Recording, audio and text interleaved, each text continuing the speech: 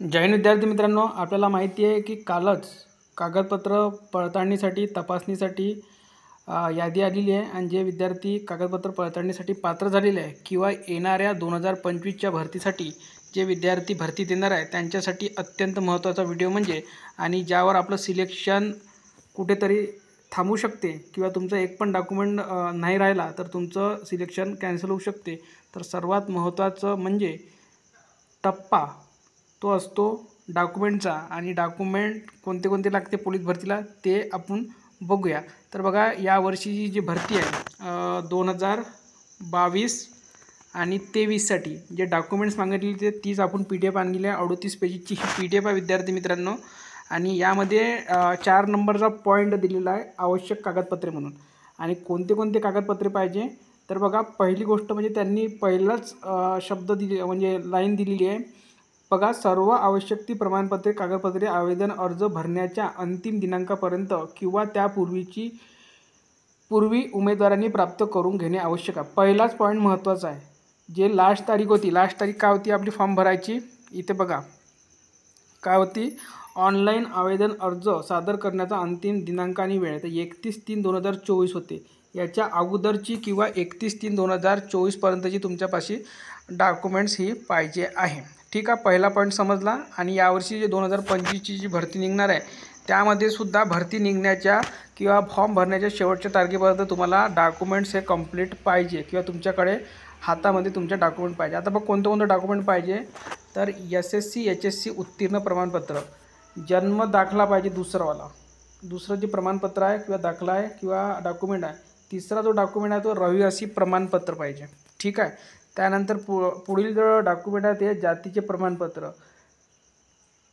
पाचवं जे डॉक्युमेंट आहे तो आहे जात वैधता प्रमाणपत्र। आता हे ऑप्शनल आहे, हे तुमच्याकडे असेल तर तुम्ही देऊ शकता किंवा लागल्यानंतर तुम्ही 1 वर्ष किंवा 6 महिन्यानंतर देऊ शकता। ठीक आहे, हे ऑप्शनल आहे 5 नंबरचं। ठीक आहे, जे ऑप्शनल आहे मी ते तुम्हाला सांगतो, हे गरजेचं नाही आहे सध्याच्या परिस्थितीत, पण जातीचे प्रमाणपत्र तुमच्याकडे पाहिजे। ठीक आहे, त्यानंतर बघा, संगणक परीक्षा उत्तीर्ण प्रमाणपत्र MSCIT पाहिजे, हे सुद्धा तुम्हाला ऑप्शनल आहे। हे सुद्धा तुम्हाला 1 वर्ष किंवा 6 महिन्यानंतर देता येते, लागल्यानंतर जॉईन झाल्यानंतर। ठीक आहे, त्यानंतर पुढील बघा, खेळाडू प्रमाणपत्र व पडताळणी अहवाल अथवा पडताळणी सादर केलेल्या पोचपावती शासन निर्णय क्रमांक दिलेला आहे। जो खेळाडू उमेदवार आहे त्यांच्यासाठी हे लागतं, ज्यांनी खेळाडूमधून सिलेक्शन झालं आहे किंवा जो खेळाडूमधून फॉर्म भरला आहे त्यांच्यासाठीच लागतं। 8व्या नंबरचा पॉईंट खूप महत्त्वाचा आहे, नॉन क्रिमिनल प्रमाणपत्र ज्यांना लागतं त्यांच्यासाठी आहे। आणि कोणत्या कोणत्या कास्टला लागतं ते सुद्धा दिलं आहे बघा, VJA, भजब, भजक, भजड, विमापुर, इमाव, SCBC, EWS प्रवर्गातील पुरुष व महिला उमेदवारांकरता आरक्षित असलेल्या पदावरील निवडीकरिता दावा करू इच्छित असणाऱ्या महिला यांच्याबाबत महिला व बाल विकास विभागाच्या शासन निर्णय मधील तरतूद। तर नॉन क्रिमिनल इतक्या जणांना लागतात। त्यानंतर 9व्या नंबरचा पॉईंट आहे, माजी सैनिकांसाठी आहे, या सर्व विद्यार्थ्यांसाठी नाही आहे, जे फक्त एक्स सर्व्हिसमॅन आहे त्यांच्यासाठी आहे। त्यानंतर 10व्या नंबरचा जे होमगार्डमधून फॉर्म भरतील त्यांच्यासाठी पाहिजे। आणि होमगार्ड किती दिवसचं तुमचं झालं पाहिजे तर जाहिरात दिनांकास 1095 दिवस पूर्ण झालेले पाहिजे, त्यांचंच ते ग्राह्य धरले जाईल प्रमाणपत्र किंवा तेव्हाच ते निघतसुद्धा असतं।